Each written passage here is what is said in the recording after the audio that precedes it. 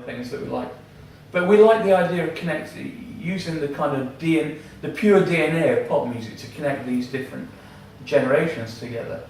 People who've never heard Sandy Shore, people who've never heard, I don't know. Paulie Yates. And you would never hear Paulie Yates again singing on a track. But, it was just an unexpected counterpoint and juxtaposition of singers and songs, combined with a new electronic kind of attitude. Mm-hmm.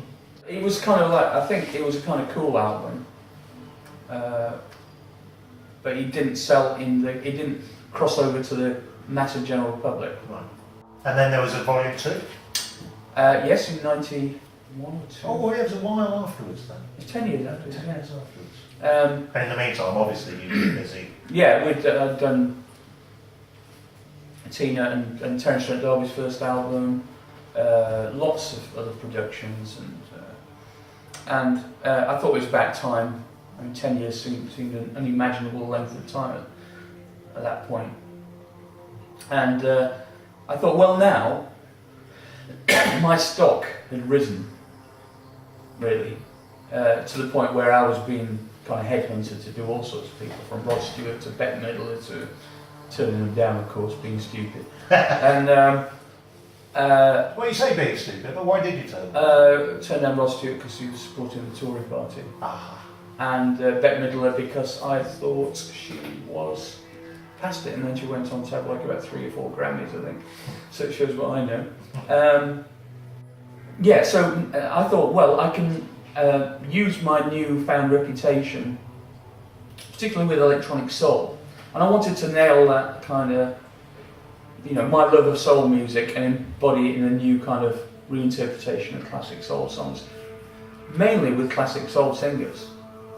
I mean, I think we lack attention span now, generally. I mean, it worries me a great deal. I mean, I don't like my daughter listens to music non-stop, but she only listens to like 30 seconds of every track, and then she non-stop. I'm like, well, just listen to the whole bloody track, at least, let alone an album. Yeah, an album. Forget it. The album's dead, isn't it? The album's dead. Finished. Finished, as far as I'm concerned. Yeah. Apart from like the top 1% who still sell Rihanna or whatever, all those Leona Lewis and all that stuff. Yeah, it always makes me laugh when you see these, the BPI awards, or all these people, the Brit awards, the etc. etc. And it's like talking about Nero fiddling while Rome burns. I mean, it really bears no relation to the real marketplace at all. None.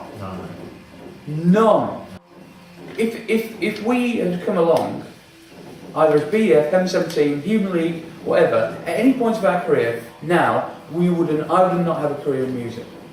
No. Neither would Genesis, neither would U2, neither would you name it. Neither would nobody unless they're in the Brit school. And this, this is not some specious argument. This is not like some bitter and twisted guy. I've had a fantastic career. I love working in music, and might not be earning as much out of it now as we used to, but so what? It's still its own reward.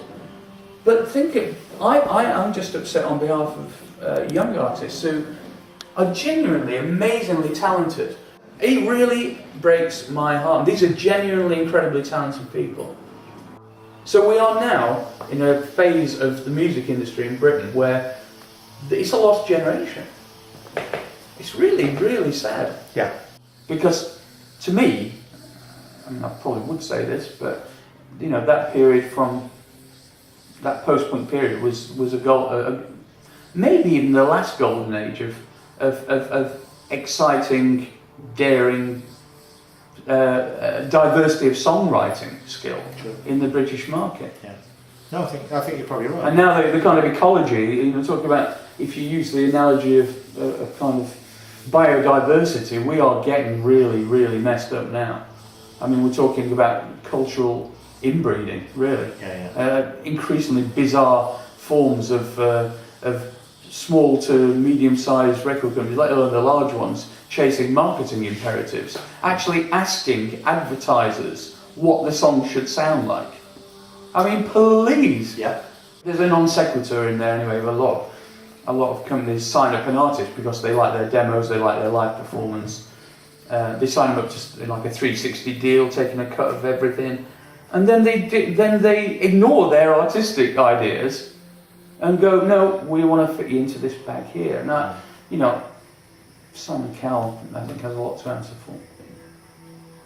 But you know, the ones that make massive amount of money are the ones that appeal in a tiny way to a large number of people. They're not the ones that have a deep emotional impact. Well, you've got to have the crossover. It's like, you know, an Adele album or a Katie Malure album are going to be the kind of contemporary equivalent of, you know, an M People album or a Lighthouse Family album.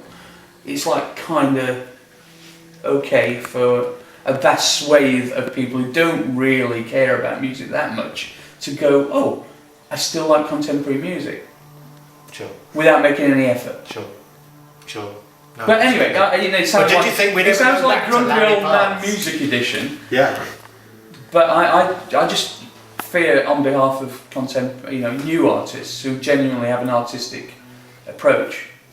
But you know, you're looking forward to it. You're looking forward to the round. Yeah, I mean, it's going to be an amazing night. I mean, really, probably the most amazing night that I've ever been involved with. So you've got Heaven 17 one night. Yeah. BEF. Yeah. The next night. You think the BEF is going to be the more amazing? From a sensory point of view, probably the Heaven 17 night because of the 3D sound. Great. Well, thank you, Martin. It's all right. Thank you for giving us. And I hope you come your along time. to see the shows.